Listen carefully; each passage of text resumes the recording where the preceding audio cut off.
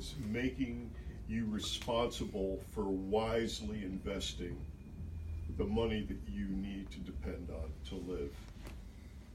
And it's hard for me, and I'm sure it's hard for many people with disabilities. And Social Security is not failing, as the propagandist would have people believe. I guess it's if you tell a lie often enough, they think that it becomes the truth. And it's not so. You tell a lie often enough and it's still a lie.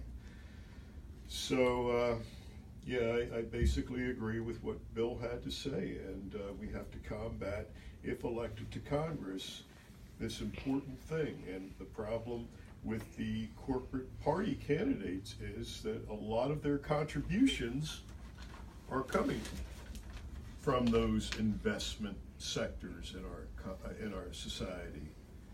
And the election of the traditional Democrats and Republicans, for the most part, ensures special interest servicing and not the public interest servicing. So that's all.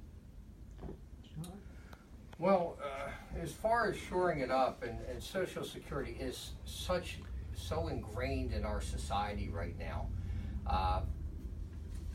Even if you think it's a crazy thing, to pull out now would be devastating to a lot of people. I think there's a couple things you can do to make it more solvent.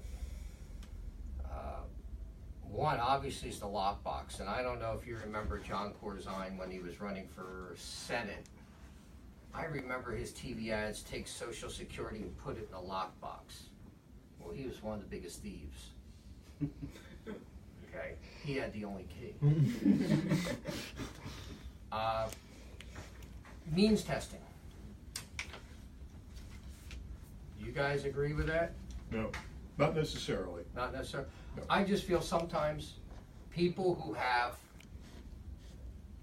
if I'm a millionaire, which I'm working on it, if I'm a millionaire, I might not need the Social Security that I need. Other people might need it. Who could that be? That's what means testing does. It gives some people no extra, people who don't need it a little less. There's also a cap on contributions.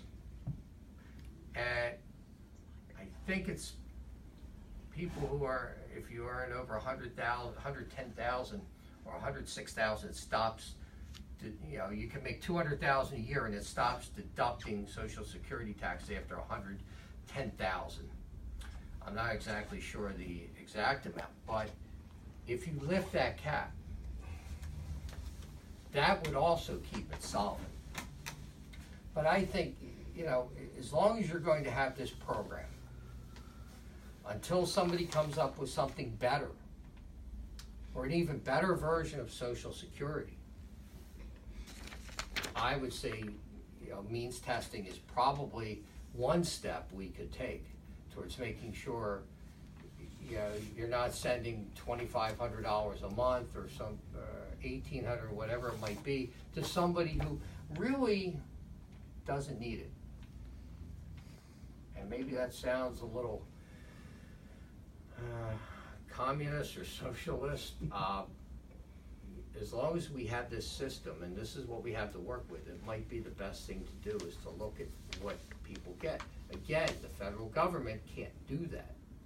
The federal government is said everybody's equal.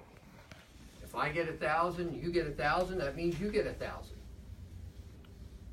And you can't really do that type of thing. Everybody is equal. So we have to really look into that and work within what we have, and then definitely Social Security I feel needs to be changed. It needs to be revamped somehow, and that's only the beginning. It can be a good program, especially to help take care of people who need something like that. And it's not a tax, because if you put it in a lockbox, like you say, and I'm all for that, If you put it in a separate fund and use it for its intended purposes and not bombs and, tanks, whatever they may buy with it, it's going to be a big benefit to everybody. And the people who can save even more on their own have the option to do it. Thank you. And my final question is in regard to the SNAP program, Supplemental Nutrition Assistance Program, sometimes colloquially referred to as food stamps. And this is another program that is vital to a lot of individuals, especially with disabilities. There has been a lot of talk about we have work requirements for this program, and work requirements again for also are starting in some states for Medicaid. And I just want to get your views on really work requirements in general and how to preserve that program as well. I think that it's an important program. There's a lot of people that benefit from it, and the work requirements and drug testing and things like that that go along with it. People with disabilities, some people are on certain medications. Some people can't work. So how do you provide for them? If you're on a fixed income, like you said, Social Security is most of people's with disabilities, net source of income, and it's fixed. And the grocery prices don't stay fixed; they constantly go up. The cost of bread goes up, the cost of milk goes up. So how do you supplement that? How do you give people a fighting chance who are on a fixed income? Food stamps is a way to do that, and it has to be preserved. This is one of those programs that I feel like I'm a little bit more conservative than probably some people would like, because I think there should be certain regulations, but not on people with disabilities.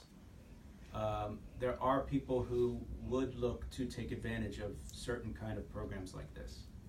And somehow you have to weed those people out. And it's not a nice thing to do. I want everybody to have access to food. And not just food, to good food. I'm a vegetarian. I became a vegetarian about 12 years ago in San Diego. And I have my reasons, but this is a food desert. Has anybody heard of that term, a food desert? That means that the options in this area are very limited. You don't have a lot of organic foods coming in here, and when you do, they're coming from places like Florida or Central America or South America, and that once you get them, because they've been frozen, you got about 2 days to eat them or they're done. They rot, they wilt. Food stamps we have to look at the way we help people eat in this country. If we're going to regulate who's allowed to get food stamps, we also should put in enough money into it to give people healthy options. We shouldn't just say, hey, you have access to Wonder Bread. You have access to as many starches and as many sugars as you want. Well, that's not really helping people that are on a